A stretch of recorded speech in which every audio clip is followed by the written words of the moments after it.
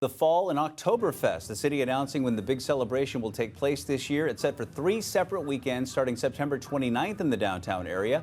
Local breweries will be featured alongside traditional German beers and kids' activities planned as well, including a root beer garden in a big stein. Tickets go on sale in July. Well, you could get paid $1,000. All you have to do is watch all 10 movies of the Fast and Furious franchise. But it's not just watching them. I mean, you have to really get into this. Yeah, they are offering this to somebody who is willing to track the amount of car crashes in the movies. And they want to know whether the crashes, the number of them have gone up or down as the series progressed, and the amount of damage caused by all the crashes. The applications open May 19th at financebuzz.com. Watching a movie and, or 10 movies, get paid $1,000. Sounds good. All right, time for our question of the day. And ahead of the soaring temperatures we're expecting later this week, which warm weather activity are you most excited for? Yeah, so the options were grilling, boating, visiting the beach, hiking, and you responded with this. Boom! Visiting the beach. 37% seems to be the winner today. And then coming in after that, grilling. I mean, that's a nice, relaxing weekend. How about grilling at the beach? Grilling at the beach and then hopping on your boat. Yeah, that'd be pretty good. And of course, you'd have to hike from the beach to the boat. So there you got it all in one day. We just planned your whole weekend for you. And we're talking about temperatures in the 80s, pushing 90 around here. You ready for that? Don't forget to catch up with your friend who has a boat. Ask him how he's doing. And yeah, it's always a good time to check in with that friend that has a boat. All right, have a good one. We'll see you tomorrow.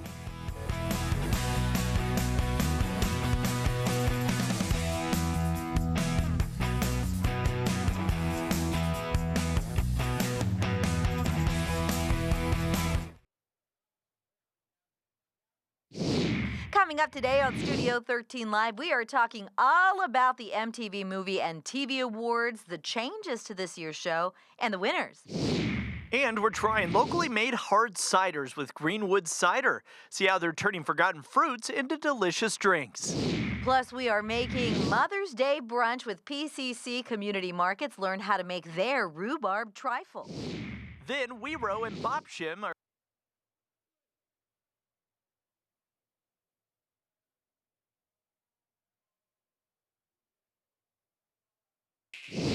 Coming up today on Studio 13 Live, we are talking all about the MTV Movie and TV Awards, the changes to this year's show, and the winners.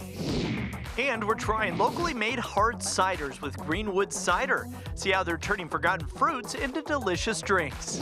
Plus, we are making Mother's Day brunch with PCC Community Markets. Learn how to make their rhubarb trifle.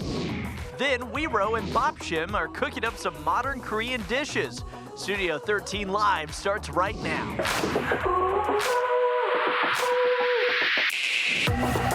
I wanna see you smile, take you another mile. Don't gotta wait, don't gotta wait, don't gotta wait today. That's brave. Hello, happy Monday, and welcome to another week with us. We're so glad you're here. I'm Mireya Garcia, and with me today, Brian McMillan. Hi there. Hello. I'm happy to be here. Yeah, Carly's taking a couple days off, so you get me for a couple days, and we can't start the show any other way. We have to talk about Seattle Kraken's win last night. So, check it out here. What a game. What a postseason it has been. Kraken scored 5 goals in the second period. 5. Wow. And that was all in the course of about 6 minutes there. Kraken scored, the final score, I should say, was 7-2. Kraken beat Dallas Stars, and now they lead the series 2-1 as they head into another game tomorrow night. And let me tell you, I didn't get a chance to go, but for those that were there, I had some friends there. Yeah. Our own Bill Wixie was there. He said that he's never heard that place that crazy, that loud, that rockin'. So Kraken chaos. Awesome. It was. And if you've never been, have you ever been to a Kraken No, game? I haven't. You have to go. They put on an incredible show, and I suggest getting there early as well.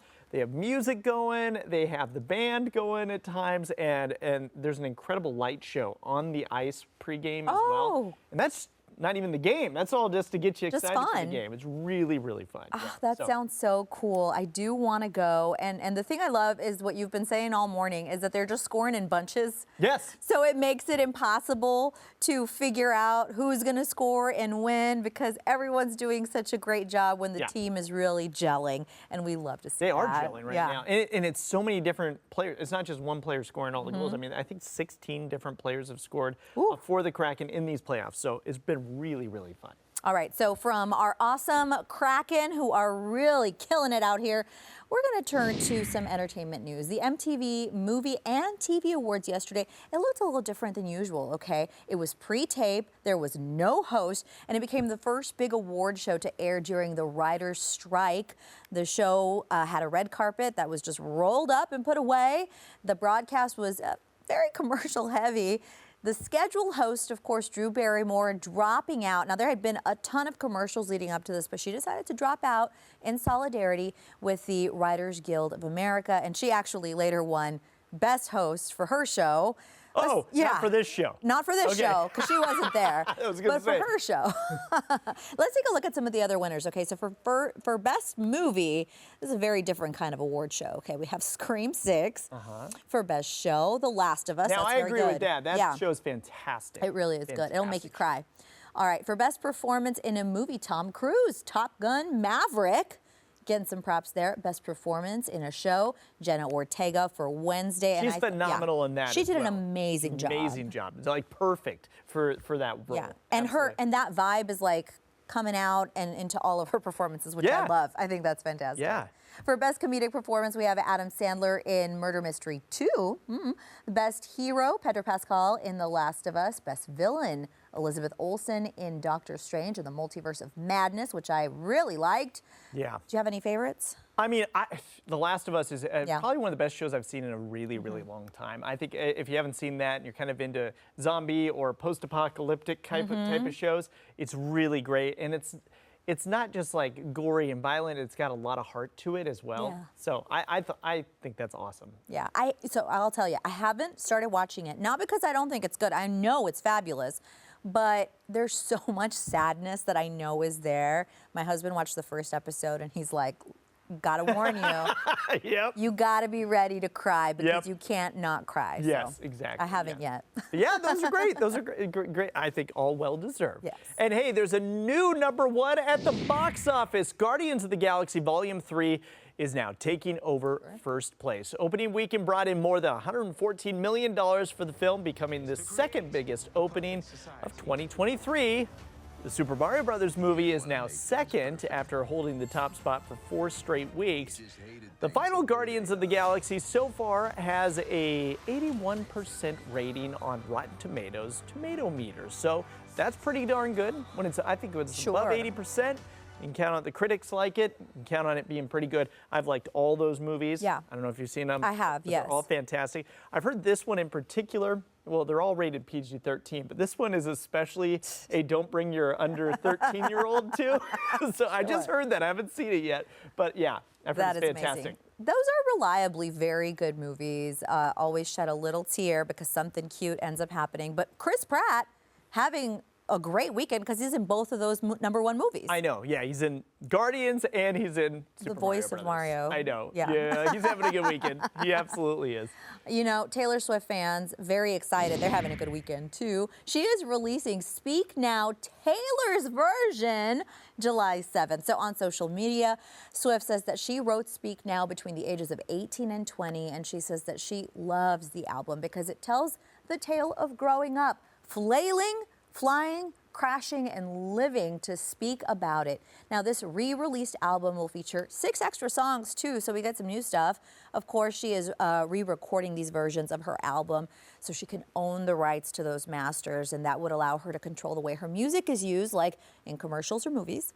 Now, she didn't own the rights to her masters previously because it was part of a deal that she signed when she was 15 years old with Big Machine Records, which gave the record label ownership of those masters. And I think that this is a common issue with artists when they sign so young. I mean, we saw similar, not this exactly, but like that feeling of being taken advantage of with NSYNC when they were big. Sure, yeah. You know, they're young, they just want to succeed. And once you get the success, you can look back and think, was that really in my best interest, the things I signed? And you know, you're kind of, I guess with those record labels who are so massive, and I mean, you kind of depend on them to become successful sometimes, yet you'll sign anything, right? Yeah. And it's kind of like any job where you know, like I guess you could even go with TV or acting or something like that. Anything like that, kind of sign your life away early on sometimes. But with music, where some of her most popular stuff was from way back when, it's good that she's able to re-record it, because a lot of artists, I don't think, are able to do it. But the language in her contract allowed her to do that at the time. So, yeah, it'll be kind of fun to hear like an older version of her sing her old song. Yeah, it'll make it feel more like a bit of a biography, if you will, an autobiography. Yeah. All right, a New Jersey pasta mystery. We've all been wondering about this. It's finally been solved, thank goodness. You've probably seen the photos making their way around online. We've been talking about it for the past, 5-6 days now. Yes. Take a look. Hundreds of pounds of pasta were dumped along a New Jersey highway. So apparently, here's the mystery solved now. Apparently a man was cleaning out his late mother's home nearby and found a large stockpile of pasta. And he dumped the raw, uncooked noodles in the woods. But then heavy rain over the weekend made the pasta expand. It looked like it had been cooked. Thankfully, the mess has now been cleaned up.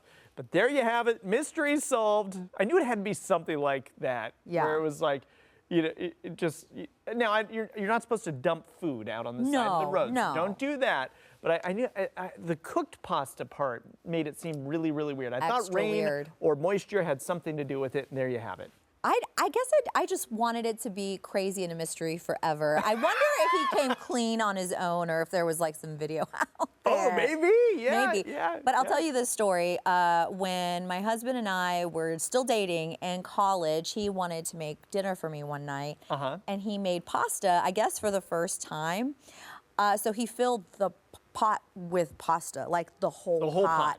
And there was so much pasta, it was spilling out of the pot. It tasted okay, but I thought maybe it was a situation like that. Like enough pasta like somebody tried to make pasta for a big group and went overboard. I don't know. just had to leave it. I know. So for so many of us, cell phone, which I have mine right here. I'm always next to it. Yeah. Okay, so it's the first thing we reach for in the morning. But a therapist says, you might not want to do that, okay? They say that when you engage with your device right away, when you're pulled into the agenda of others, and that can make you reactive instead of creative. It's also something that could negatively affect your mood for the rest of the day. Yeah, that, absolutely. You know? Sure, yeah. sure. So the thing is, you know, you and I have weird schedules. We wake up at weird times. So do you check your phone right away? I do it for the time, because I don't have like a clock in my house or like by my bed. So that's kind of my clock. So then I do that, and then of course, you know, you see some notifications. Oh, somebody texted me last night, or oh, you know, like, oh, the Kraken won, or something like that. And then I'm like, okay, well now I got to see a little bit more about this. So yes, I do. And everybody's asleep anyway. Like, I know. You know, in my house, when I wake up super duper early in the morning, it's like, what else am I going to do? I know. Just sit there and stare in the darkness? It is kind of how I try to wake up in the mornings, for sure. But I will tell you that I've started to try and talk myself out of it in like baby steps, like wait 30 minutes. Just wait 30 minutes. Okay. And then look at your phone, because... How often do you actually do that, though? Like, let's be honest. 30 minutes before looking at your phone. Maybe like on a Monday and Tuesday, and then it goes out the window. Okay. I'm refreshed from the weekend. I'm trying to be a better person. So 1 to 2 days a week? Yeah. I'm trying, my man. I am trying, okay? All right. There is a new twist coming to some classic board games. New versions of Scrabble, the game of life, and Trivial Pursuit are in the works. Creators want to make the games easier and more fun for older adults. Updates to the games include larger text on both the boards and the game pieces. More relatable content is also being added to them. I like all these. What is your favorite board game? I have a hot take. I don't like board games. You don't like board games? No, I don't. And my husband loves them. Oh, no. I know. He needs to come over to my house. I know. I think we've had this conversation before, but you're a Settlers of Catan family. I love Settlers of Catan. So yeah, does my he. wife does too, and And he does too. Ticket to Ride is another one of our favorites as well. That's a really good one. So I will participate in that. I sit next to everybody and read a book and cheer. Is the problem that you're too competitive, or is the problem that you just get bored? Okay, so combo, really. I think that I met up with some neighbors once during a blackout, and we played Monopoly, and I had to really be quiet because I was going to start getting mean. I get really competitive, but then I want to be done because these things can last a while too. Sure, not all of them are that way. No, and Nick, my husband, thinks that it's because I didn't really grow up playing board games. Got it. You know, it was a big deal in our house. Yeah. and we all got really competitive, and now our kids are super competitive too. So like we have to teach everybody that you have to win and lose, you know. Yes. Well, I think it's a good parenting tool for sure. It is. Yeah. You should play some board games. Maybe. All right. Still to come on Studio 13 Live, it's time to check in with TMZ for our top entertainment headlines. So today we're talking some more about Taylor Swift and the guy that she may be dating. And then we also have a little more info about Meghan Markle. That's coming up. All right. I'm gonna make your day.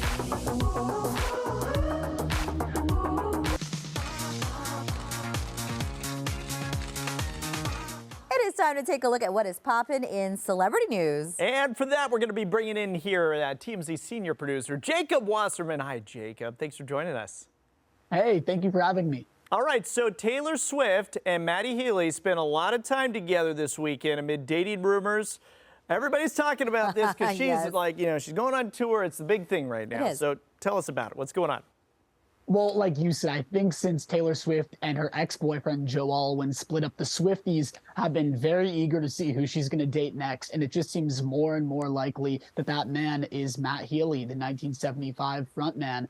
And they were together this past weekend while Taylor's been performing on her Eras tour in Nashville. And Matt was there for not one, but two of the shows that happened this past weekend. And he was standing in the family friends backstage area and even came out as a surprise guest for Taylor's intro performer, Phoebe Bridgers, which I think even points more to the fact that these two are together because he's not on the headline, he's not on the bill per se, but he's just kind of making a surprise cameo. So that makes me feel like there might be something there. And we even got photos too of Taylor and Matt in the backseat of a car with each other when they were leaving the concert. So just when you kind of connect the dots here, makes me feel like there might be more than just friends. Yeah, we'll know if he follows her around to every city. Then you'll know for sure. Then you'll know for sure, right? But all signs are pointing to yes, my friend. Wow. All right, so we were just talking about what a busy weekend it was with the coronation, but we know that Meghan Markle did not attend. What'd she do instead? Well, it seems like she got a good hiking. We got photos of her and a couple of friends. They were hiking around, and you could just see Meghan wearing some very fashionable athleisure wear, I think it's called. But anyways, it looked like she had a great time. It was a beautiful day yesterday here in Southern California, and she took full advantage of it. Just keep in mind, she was staying back home because she was taking care of her and Prince Harry's two children while Prince Harry was at the coronation. But seems like she had a great day. I'm curious with Prince Harry if he, interacted with the rest of the family out there. No, that guy dipped out right away. Yeah, it sounded like he was in, he was out.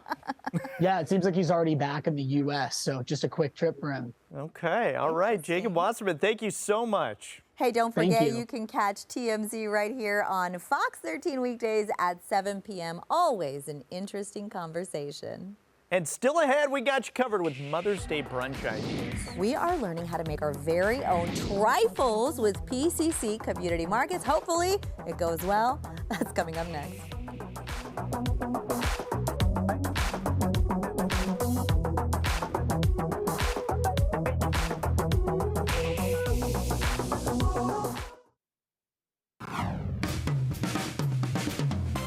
All right, it's time for IDK, where we learn to do something new. And with Mother's Day coming up this weekend, we're learning how to make a traditional English trifle. Very fancy. We are joined by Ariana Garella with PCC Community Markets. And We're going to learn how to make our own, and you are such an excellent teacher, so I'm sure it's going to go well. Fingers crossed.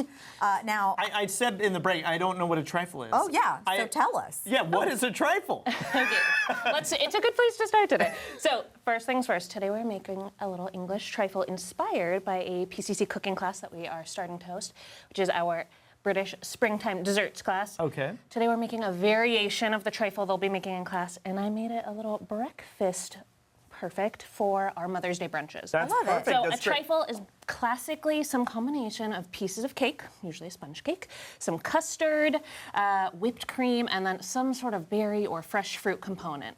Today we are making one with a PCC cream scone. We are doing some roasted rhubarb, which is in season right now and so delicious. Some fresh strawberries. I've also got some macerated strawberries. And then, of course, a little whipped cream. And I actually made a sour cream whipped cream for us today to balance out a little flavor. I think I'm going to like this because I like all these things. Yeah. That's the thing about a trifle that's so perfect is that you get to put whatever you want in it. So I chose a scone base today because we're thinking brunch, right? And then the people who don't want a little trifle, got a few extra scones on the side. If you have a little cake left over, you can also make it a day in advance. Trifles are best, actually, if you let them hang out for a few hours. So it's like the perfect thing. Do it the night before. Don't think about it the morning of. So resting in the fridge. Resting in the fridge. Keep it out for like an hour before you serve it, so it's not super cold when you go, but it's perfect. Can we get started here? Let's We might as well. Let's do it. So here are our components. We're going to break it down. Those PCC cream scones. We've got some sour cream and whipped cream mixed together here. Okay. Just kind of adds a nice acidity to the whipped cream, balances out those flavors. We've got our roasted rhubarb, fresh strawberries, macerated strawberries. So those are just strawberries I chopped up this morning, soaked in some sugar, and you can see all that strawberry sugar juice, delicious. good. This is all extra syrup that I made. It is cooked strawberries. I added a little splash of rosé wine in there. Ooh, hello. And then some sugar, just to give it a little extra flavor. So we can add in a drizzle of that if we want to. You guys have some setup over here, similar stuff. We're going to start with a bed of whip because we want the scone to absorb some of the liquid there. So we're going to just throw in a little bit of whipped cream. Okay. And you just want a nice little bed. Yeah, Now, absolutely. the beauty of doing these for yourself, and you can prepare them in advance for your guests or for your mom, or everyone can make their own, is that you get to do whatever you want, right? You're a big whipped cream fan, just fill it all the way to the top, top it with a few strawberries, skip the trifle element altogether. Otherwise, we build. Okay, next we're gonna put in some of our cream scones. So we're just gonna add in a little spoonful here. Is a drier sort of bread best, or? It's a great question. So typically a sponge is a moist cake, but it's a layer cake that's going to absorb the liquid we're adding in. We're actually playing with it a little bit because scones tend to be a little bit more dense, so we're going to give it, that's why we have a little bit of extra liquid around, so we can help those scones absorb. Excellent. Now, part of the thing about a trifle is if you take a look, I haven't done a very good job so far. It's not very well balanced. We want to see the layers through the glass bowl. So I'm going to actually take my spoon. We're making these individually, so feel free to also use your hands. A little bit. And we're just going to tuck it in. I'm going to use my finger. Tuck it in. That's nicer than smash the bread in there. There we go. Okay. All right, tucking in those little pieces of cake. That looks so good. Thank already. you. Very Really nice. mastered it from not knowing what a trifle is. Okay, next we layer in some fruit. So if we want some of that roasted rhubarb, great. If we want some of those fresh macerated strawberries, I'm gonna do a little combo. And don't be afraid of using a little bit of that liquid that's in there, right? We want some of that moisture, so I'm gonna drizzle some of that over the top. Okay, I'm going to do some of this rhubarb. Yeah, get on in there. Yep. And remember, rhubarb is super seasonal right now. It actually comes in these huge stalks. It's really tart if you eat it as is, but chop it up, throw some sugar on it when you're at your PCC and buying your rhubarb. We want to make sure you're getting the nice red stalks. They should be firm to the touch. They are just a delightful, kind of rare in the season moment. So you cook it down? Is that how you get this? Yeah, so I roasted it. I tossed it with some sugar, and then we cook it down for about 20 minutes in the oven until it's nice and soft. Taste it, make sure it's sweet enough for you. All right. Okay, next, we gotta go back to the whipped cream. Top it off. Oh, sure. Why not? Add a little dollop, cover it up, give it a little swirl here, make it look cute. And then I'm gonna top mine with some of these fresh strawberries. few extra. Now, even anytime you wanna add in a little bit of this I'm gonna be any of doing the that, extra yeah. juices, we do That's that. the rosé, too. You just Just a little bit. Lemon juice, a little bit of rosé, like and some it. of those roasted Just strawberries. pour it on top here? You can pour it on top. Let it soak on in. All right. Oh, Beautiful, that's yeah. cool. Beautiful. There you go. There you go. There you go. Look at that. Yeah, give it a little there. drizzle. Ooh, beautiful. A nice color. Here you go. All right. Look at that. Oh, yours looks really nice, Right? Brian. This is like restaurant And grade. throw on one little, I'm using Just my right hands, there. Pardon me. Just one little garnish for that yourself. too. Yeah. And there we go. How easy. A perfect little Mother's Day I love it. trifle. This is so easy, too. And you get to use love whatever it. you have. There's some blueberries on there, you. other fruits. Wonderful. Would you like Let it one, hang too? Are you out. going to have Gosh, some? I'm gonna Why have a not? bite in a minute. Now, we did get to learn how to do this, but you teach people all the time. So I do. talk to me about the Yes. classes. So this Are we allowed to trifle- eat it while you're talking? Please, Okay, I'm trying. please help yourself. So we at PCC run the gamut of cooking classes, everything from basic knife skills to kids camp, which we are offering all throughout the summer. Send your kids to us. We'll watch them and teach them things so they can cook for you. Oh, and that is, now there we we're go. talking. Smart. And of course, all of the classes that you might want to gift to your mother for Mother's Day, right? So very Mother's exciting. Day is a nice time to spend with any of the mothering people in your life, whoever they may be. And we like to remember that, like, we like to make them a little breakfast, and we also like to give them a little gift. So sharing time with your mom through a PCC cooking class is a really, That really sounds really sweet way fun. to do it. I've been trying to, I always include my kids with the cooking Yeah, and stuff like so that, but I wonderful. have not thought about sending them to a cooking class because that would take it up a notch, I think. And I will say it's a really unique experience to get to learn something with your kid. Right? When you're in it Yes. together, or even sending a kid to a kids camp, and then they come back to you and get to teach you a thing. What a Ooh, I unique like and that. wonderful Yeah, that's really experience. cool. What's and a it's good the gift that age? keeps on giving.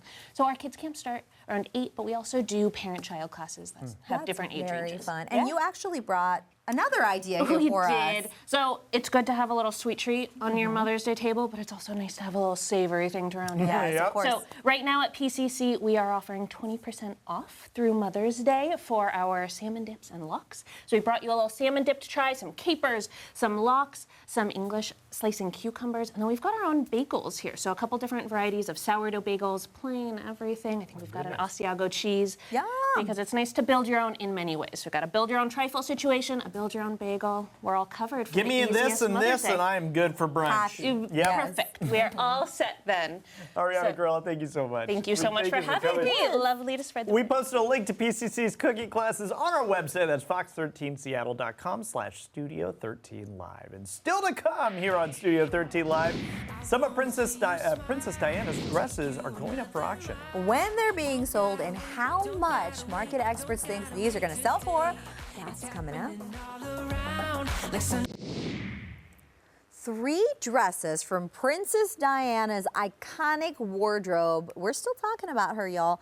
They will be auctioned off this summer. Okay, so Julian's Auctions and Turner Classic Movies hosting Hollywood Legends auction from August 26th through the 27th.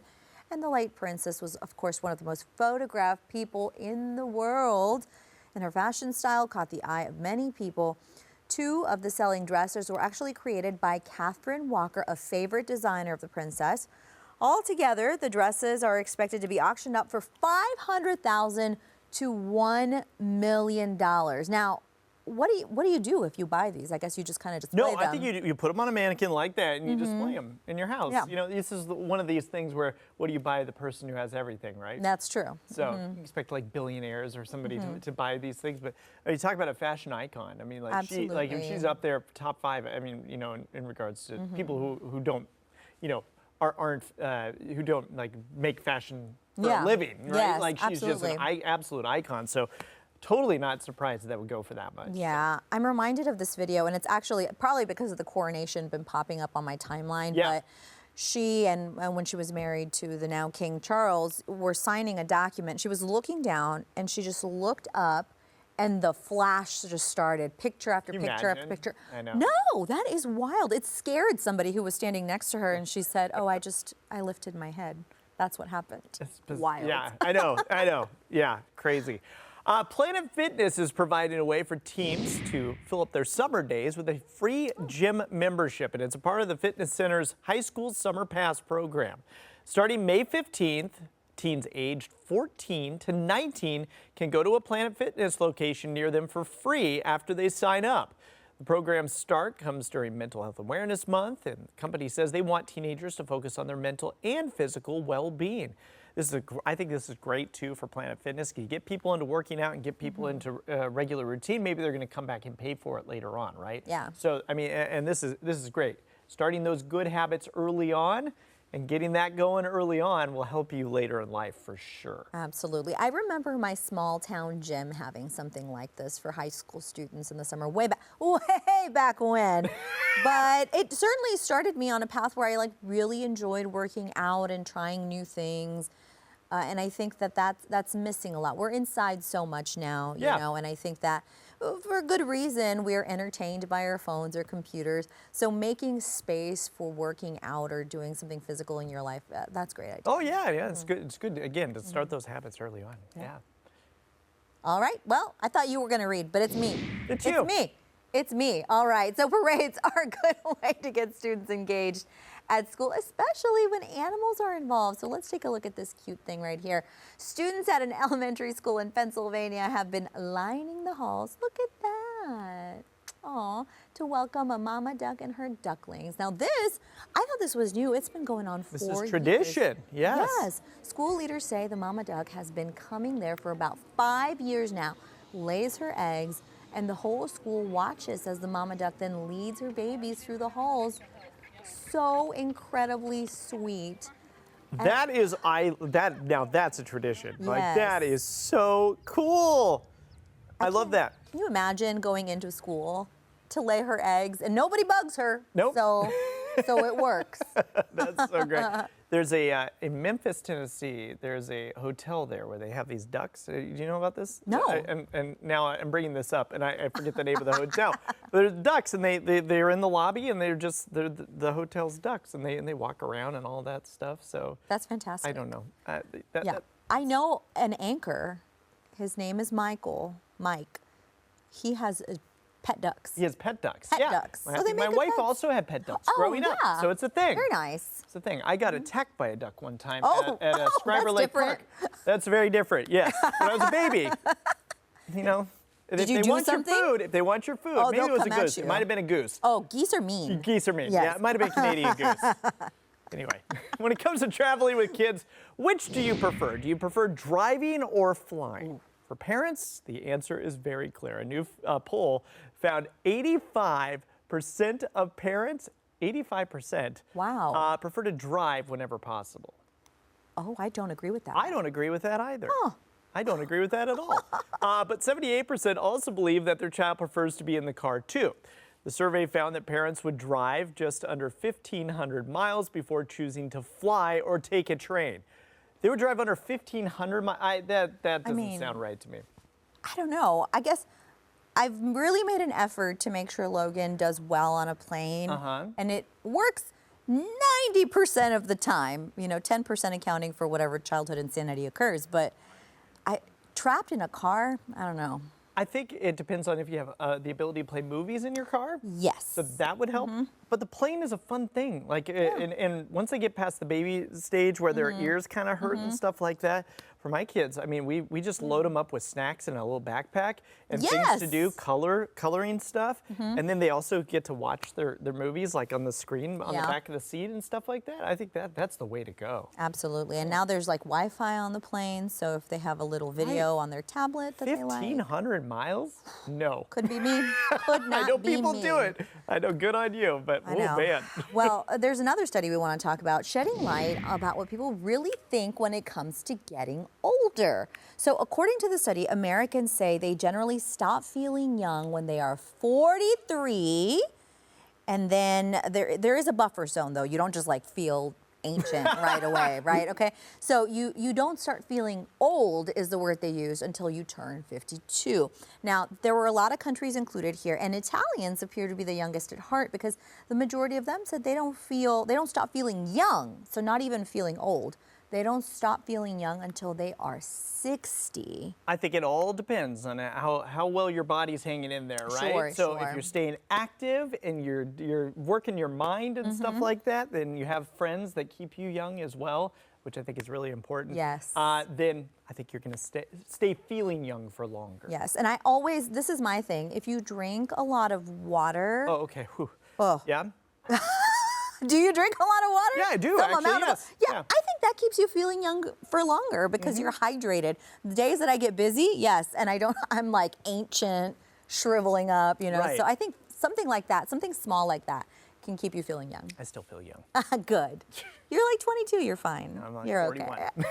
Oh, so you got 1 I year. got 2 more years until I feel old. Yeah. All right, coming up, Greenwood Cider is joining us in studio with a look at some of their locally made hard ciders. Yeah, hear how they're turning waste into resources as they use forgotten and foraged fruits from around the Pacific Northwest. Stick around, we'll be right back. Like sunshine through the clouds. It is time for Seattle Sips, where we highlight some amazing drinks in our area. And today we're joined by Marshall Petrini with Greenwood Cider. Thanks for coming, Yeah, thanks for Marshall. having me. Yeah, absolutely. So you were founded in 2014, located in Inner Bay. So tell us about how many different cider flavors you offer. We have several cider flavors, probably about a dozen in bottles right now. Wow. And then we do a lot of different things on draft. So brought 3 today that kind of exemplify a little bit of the variety that we do in Awesome. bottles. And That's exciting. You guys, you have a pretty unique way of how you make the cider. Can you explain that a little bit? yeah, we press and produce everything in Seattle. So we're one of the few people that are actually pressing our own juice, especially in this region. And then we have an unfiltered system, so everything takes a little bit longer. It's almost a little more on the wine side, but we think it develops a nice, more unique flavor to it. Cool. All right. Well, let's try some. Sure. What do you got going on? I brought the fire roasted pepper. Oh, hello. Yes. I'm excited about this one. The Seattle Scrumpy, which is a city fruit collaboration. I love that. That's all stuff picked from around town, and then our huckleberry, which is always our most popular. So. Oh, fun. All right. We could start with the Scrumpy if that's Yes, all right with you. absolutely. Here you go. So this is a partnership we've done this is our 2nd year with City Fruit. They're a nonprofit here in Seattle. They gather up stuff from local parks, backyards, just kind of wherever. They've got a Really? whole team of volunteers. Yeah. Us and Seattle Cider are doing something for them. So $1 from every bottle goes to them, kind of helps support their mission. And Does it matter the kind of apple? Are you guys looking for specific kinds of apples? we are, yeah. But we kind of take whatever we can get, especially this one. That's very good. Ooh, very Yeah. fresh. Ooh, Yeah. nice. So because it's like just stuff from around town, the whole mission here is to make use of that stuff and not let Sure. it go to waste. Because otherwise it's just going to rot out there, right? Exactly. So, yeah. And that's kind of how we got started, is foraging stuff around town, foraging stuff out in the wilderness, and just kind of making use of the bounty that's around us. Yeah, and I mean, and I'm sure that there's stuff that maybe doesn't look pretty or whatever, but Yeah. it doesn't matter if it looks pretty, True. right? True. Yeah, and with a lot of cider things, even if it doesn't taste good, it's probably going to make a pretty decent cider. So can you control the flavor with Scrumpy since you're foraging, or is it kind of vary? It varies. This one's a little more robust than last year's. Last year's a little more easy drinking, I suppose. This one's got a little more oomph to it. Nice. But yeah, this one not so much, because it's like just whatever we can get, whatever Right. they're handing us, whatever we're Nice. picking, whatever they're picking, and then there's a little bit of an art form down the road, like how to blend it all together and make it work. So. Beautiful. What Let's are we try. trying? Let's do the pepper one at the end. Yeah. Yes. I want to say that one. That one's Just in gonna case knock. we all pass That's out. gonna knock our socks off. I feel. Yes. Yeah. I'm like wanting to try it first. Well, you yeah. guys have been like stopping Wait, it's me. strategic. It's strategic. I don't blame you. Now this is your most popular. This is you our said. most popular. This is our huckleberry cider. So, like I was saying, we try to go out and forage as many of these things as possible, and that's kind of how we got started. Was with the huckleberry, going out into the woods and picking as much huckleberry as we can, and yeah. Oh yeah, that's We really great. We still try to do that to this day. So. Yeah, that's really great. I didn't realize. I saw you smelling it first, and it's like a wine almost. Like I you do that. know. I didn't realize you're supposed You to can do that whatever with you want. cider. You can Oh, do. you are? No, you can do whatever you want. So. Like with beer, I don't. Sorry, just Yeah, beautiful, beautiful. Yeah. that's great. Well, what other flavors do you have on top of the 3 that we're trying here today? So we have a traditional, or a standard dry cider, one of the driest ciders in town. Oh, I love a We dry do a cider, dry yeah. hop cider. We also do a lingonberry cider, which is kind of our winter seasonal. That one, I think we're the only people doing a winter, or only doing a lingonberry cider. Summertime, we have a very popular blush cider, just strawberries, Nice. raspberries, blackberries, and blueberries. That sounds So nice. that one's coming out in a That's couple in the weeks. summer? Yep. That's like lawn mowing Coming up. cider. Yes, that's right. That's refreshing. Exactly. All right. All right, let's do You it. guys ready? Fire roasted pepper. So Yes. I will say a couple things about this one. It's going to smell spicier than it's going to taste. Okay. But it's going to taste a little spicy. She can handle it. I'm the one that's. I'm just excited about it. I'm so excited. I like throw jalapenos into wow. all my cocktails, so That does smell spicy, Ooh, doesn't it it? does. Yeah. Yeah. I want to what eat pepper this with like is a it? brisket. This is poblanos, hatch chilies, jalapenos, and a few serranos. Wow. Yeah. I'm telling you, a brisket sandwich. yeah. This one's great with food. Yeah. Oh yeah. Yeah. Actually, very that's nice. really good. It's not that spicy. No, it's not, but it's the flavors. It smells. Yeah, just a little bit of burn on the back end. So. Oh, I love this. So where can people find your ciders? We are at the farmers markets. We do 8 farmers markets: Ballard, Lake Forest Park, Edmonds, Magnolia, all over town, Capitol Hill.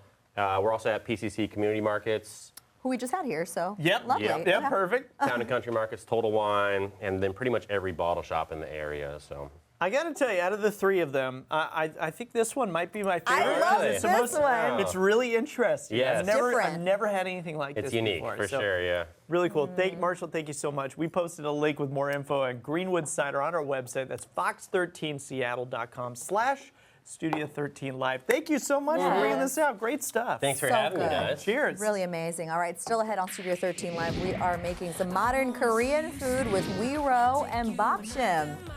Yeah, including their signature noodle salad and rice bowls. Look at all that. Looking good. We'll be right back. All around, like sun shining through the clouds. I'm gonna make. Emerald Eats, where we highlight delicious food in our area. Yes, and today we are joined by Wes Yu with his dual concept restaurants, Wiro and Bapshim. Welcome. Thank you for having me. Okay. Glad to be here. So these are 2 different restaurants. So talk to us about the different vibes and where they're located. Sure, it's actually in the same space. We have this unique space on Ballard Ave where we have a long space with 2 street-facing doors on either side. We kind of go through all the way through the building. So front side face is Wiro, faces Ballard Avenue. And at Wiro, we do a sort of upscale, modernized Korean food. Very nice. And for Bapshim, which is actually, we very quietly opened our doors 2 days ago. Oh, so we're And screaming this it is out the- right now. This is the official opening So announcement. you had the soft launch, and now it's go time. I had the soft launch.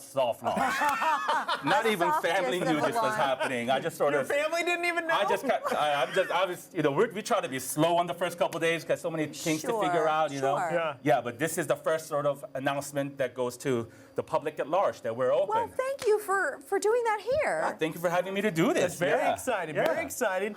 You can get a fully customizable rice bowl at Bapshim. It's quick and easy for lunch takeout. That's exactly right. And we'll get a look at that today. So what are we making? Yeah, so let's start with a little japchae noodle salad. So japchae is sort of a Korean noodle dish that's really popular.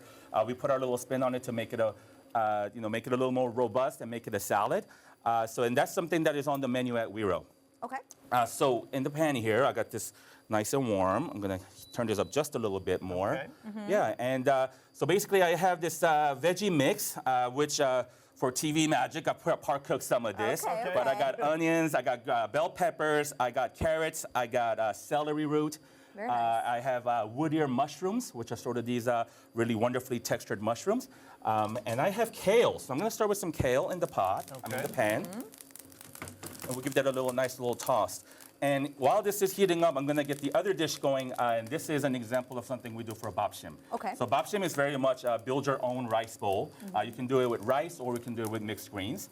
And you sort of start with your protein, sort of a concept that, whether you're building burrito bowls or, sandwiches out there, It's almost very like a similar Mongolian concept. grill type of situation in a way, too. Kind of, Yeah. kind of. Yeah. Similar flavors, but I don't know if I'm, allowed to mention brand names, but Chipotle would be like one, sure. Yeah, but with Like Korean build food. your own, yeah. Yeah, you build your own, Yeah. exactly. So same thing for. We have sort of the classic proteins like bulgogi beef, spicy chicken and things like that. I'm doing something a little bit more special today. So we're doing what we call sundubu. And sundubu is it's a form of tofu, and it's most often had in a stew form. Yeah. But it's sort of like I'm a big soup person, and some soups have a lot of broth, and some soups are real chunky and more stewy. And I personally love the chunkiness of this soup. Yeah. So we sort of made a sauce that's brothless with the same flavors. Cool. Interesting. Yeah, so we have this veggie mix here. Zucchinis, onions, bell peppers, smells so good. I shiitake know, mushrooms. it already smells amazing. Smells really good, yeah. And we're gonna have, this is a spicy dish. So I have this sauce pre-made. Okay. This is gochugaru, which is sort Yes. of Korean pepper flakes. Yes, yeah. Yeah, we have soy sauce in here. You're really we have dolloping that on there. Yeah, exactly. That's a lot of exactly. We're not messing around. No, we're not gonna deprive people of flavors. Yes, that's The whole right. idea is that you can have a healthy, balanced lunch without sacrificing all the flavors. I love that. Yeah, absolutely. And get these going a little bit more. Yeah. And while and- you're cooking here, talk to us about how your childhood really inspired these flavors and dishes and that need to make sure that people are eating well. Sure. So I grew up in Seoul, Korea, and I grew up with a lot of these flavors. And when I was, sort of going through COVID, this is how Weero came about. I've been in the States for a long time, but I found myself cooking a lot of Korean food at home. Yes. And I just wanted to sort of bring that comfort, and that's, Weero actually means comfort. It actually is like a triple meaning type of thing, but the major meaning is comfort. It also means to go upwards, and it can also mean in certain contexts into the stomach. So it sort of like works out. Yeah. So it's just the whole idea is to bring comfort with the flavors, and I wanted to do cuisine that is elevated Korean food, but still accurate. I don't necessarily like to use the word authentic because I think authenticity is really personal more than anything. Sure. Right, sure. But I like to use the word accurate, accurate to the flavors that I had. Because sometimes I have, dishes at Korean restaurants or more, modernized Korean restaurants, and I kind of go, hey, this is great, it tastes great, it Yes. just doesn't really quite take me back. And that's sort of what we try to do at Weero. And so it's something special. You guys also have one of the largest collections of soju as well, right? Oh. And 3 different kinds of spirits. We try to get all the, yes. So before we became Weero, we were actually a cocktail bar. Cool. So we, our history sort of harkens back to that, and we still deeply, deeply care about booze, like as one Yes, should. sure. But of course, when we became a Korean restaurant, we really wanted to make sure that we lean into this, Korean booze side of things. And for those of you at home who know about soju, usually soju you see around in the green bottles, Yeah. which there's nothing wrong with that. But Yeah. there's also a lot of craft sojus happening in Korea, and we're really lucky because they have just started to export a lot of those. So anything that gets Wonderful. exported from Korea to the U.S. as far as booze goes, we try to carry. Try to grab it. Yeah, we try to grab that's them. So we have a good. lot of craft sojus. We also have Korean-made gin, the first ever single malt Korean whiskey. Wow. Out of 3 societies distilling in Korea. Yeah, so we got some exciting All things right, going so on. we got just over a minute left. Where are we at here? Oh, we're actually just finishing up. This just needs to warm Wonderful. up. Yeah. This looks like a creamy. What is this? This is actually tofu. Oh, that's the tofu? Yeah. Oh, it looks very Let me clean these creamy. up for you. Yes. So the tofu, is basically coagulated soy milk. Is what tofu is. Okay. And it's it's pressed and molded to get that shape that you normally see. This is unpressed tofu, Oh, interesting. so it stays nice and creamy, just like you said. Yes. Yeah. That looks beautiful. And this dish, what is this called again? So this The- is japchae. Japchae. Yeah, japchae noodles. So then I'm going to top this up with some greens for you. I got Beautiful. chrysanthemum greens. I got dropwort or minari, which is sort of the name of the movie. Oh, there's more. Yeah, There's a more. little bit of oil. Yeah. There you go. Wonderful. All right, while you finish up that Yes. one, we're going to try these. Let's see. All right. Give it a little Really, really great. nice and hot. Looks healthy too. To be Absolutely. really. Yeah. Ooh.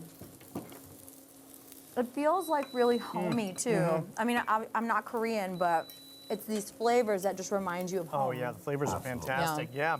Ooh, let's see here. And remind me of the name of this dish. This is we're calling it sundubu sauce. So dubu means Korea, and sun means like pure. So All this right. is like pure dubu, meaning it's unpressed dubu. And if you came, sorry, go I'm ahead. sorry, we're running out of time. Yeah. We have a link for more information on Weero and Bopshim on our website, fox13seattle.com/Studio13Live. Amazing. We'll see you. Yeah. This is so good. I'm gonna make